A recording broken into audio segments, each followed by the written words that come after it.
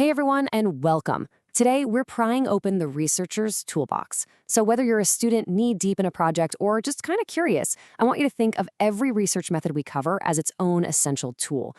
Each one perfectly designed for a very specific job. Let's get into it. I mean, it's a huge question, right? Is one teaching style actually better than another? Does a certain classroom activity really boost motivation? To get real answers, we can't just, guess. We need the right tools to uncover what's truly going on. Okay, so here's the game plan. We'll start by taking a peek at what's in our toolkit. Then we're going to look at 4 key methods, one by one: surveys, case studies, correlational research, and observation. And we'll wrap it all up by figuring out how you can choose the perfect tool for your specific question. First up, what's actually in the toolkit? All right, so what are these fundamental tools we keep talking about? Well, each one gives us a totally unique window into the world of learning. They each answer a very different kind of question. The 4 biggies we're going to break down today are surveys, which are great for getting that broad overview; case studies, for when you need to zoom way in on the details; correlational research, perfect for spotting relationships; and observation, for seeing things as they happen, in real time. All right, let's grab our first tool, the survey. This is your go-to when you want to understand the big picture. Seriously, think of it like an aerial photograph of a huge landscape. It lets you see these broad patterns across a large group of people, what they think, what they believe, what motivates them. And the real workhorse of pretty much any survey is the Likert scale. You've seen this a million times, I'm sure. But here's a little pro tip. To get really good answers, researchers will often mix up positively and negatively worded statements. Why? Well, this clever little trick helps prevent something called response bias, where someone just mindlessly checks strongly agree for every single question without really reading. And this right here is the classic trade-off you face when you're designing a survey. Do you go with open questions to get all this rich, detailed, qualitative data, knowing it's going to take forever to analyze? Or do you stick with closed questions, which are super easy to crunch the numbers on, but might not capture the whole story? Honestly, there's no single right answer.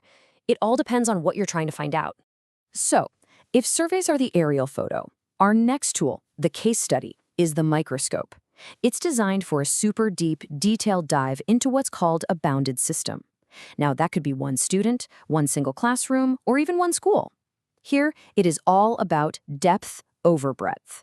And here's what's really cool about case studies. They are not just a single snapshot in time. Nope, they're often longitudinal. That means a researcher might follow a learner for months or even years to truly understand the process of how they learn and develop over time.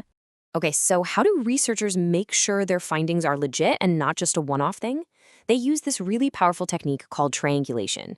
See, they don't just rely on one piece of evidence. They collect data from all over, from interviews, samples of student work, maybe even personal diaries, to see if all the different pieces of evidence point towards the same conclusion. It's kind of like cross-checking your facts to make sure your story holds up. All right, tool number 3, correlational research. This is the tool you pull out when you want to see if 2 things are connected. Like, does more time spent studying relate to higher test scores? The key thing here is that the researcher doesn't step in or change anything. They just observe and measure the relationship as it exists out in the wild. So, how do we measure this relationship? Well, we use something called the correlation coefficient, or just R. It's just a number that goes from -1 to +1.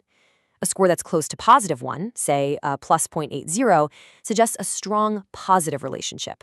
As one thing goes up, the other thing goes up. But a score near -1, that means a strong negative relationship. As one thing goes up, the other goes down. And this visual just makes it crystal clear, right? Take a look. In a positive correlation, you see the dots trending upwards. For a -1, they trend downwards. And if you see the dots scattered all over the place like a Jackson Pollock painting, well, that means there's no real relationship there at all. Okay, listen up, because if you only remember one thing from this whole section, make it this. It's the golden rule, the big one. Correlation does not equal causation. Just because 2 things are related, it doesn't mean one caused the other. A classic example: ice cream sales and shark attacks are highly correlated. But eating ice cream doesn't cause shark attacks, right? There's a third factor, hot weather, that causes both. Okay, on to our last tool for today, Observation. This one is all about getting to the ground truth. Instead of just asking people what they do or what they think happens in a classroom, you actually go in there and see it for yourself. It is such a powerful way to capture authentic, real behavior in its natural setting. So an observer doesn't just show up empty-handed. They've got their own little toolkit. They might use simple tallies and checklists just to count how many times something happens. Or they could use something called interaction analysis to map out who's talking to whom. Or they might just take really detailed field notes to capture what are called thick descriptions. The atmosphere, the nonverbal cues, the whole vibe of the room. The observer also has to pick a role. Are they going to be a non-participant observer, kind of like a fly on the wall, trying to be as unnoticeable as possible at the back of the class? Or will they be a participant observer, where they actually jump in and take part in the lesson to get a real insider's perspective? Each role gives you a totally different kind of insight. But, and this is a huge but, there's a big catch with observation. It's called the Hawthorne effect, and it's basically the simple fact that when people know they're being watched, they often change their behavior, right? A teacher might be on their absolute best behavior, or the students might act out differently. It's a huge challenge, and researchers try to minimize it by observing for longer periods so their presence just becomes normal. All right, so we've looked at 4 really powerful tools in our research toolbox, but how in the world do you know which one to pick for your project? Well, it all comes back to one thing: the question you are trying to answer. Let's put it all together.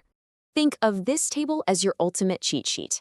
If your main goal is to generalize trends across a huge group, grab a survey. If you need a really deep qualitative understanding of something, a case study is the tool for you. Want to identify relationships between two things? Use correlational research.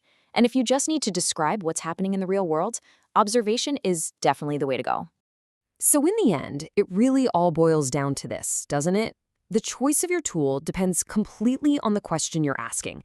Are you asking how many people feel this way? That's a survey question. Are you asking why does this one particular student learn this way? Well, that sounds like a case study. Or are you asking what is the relationship between these two factors? That's correlational. The right question always leads you to the right tool.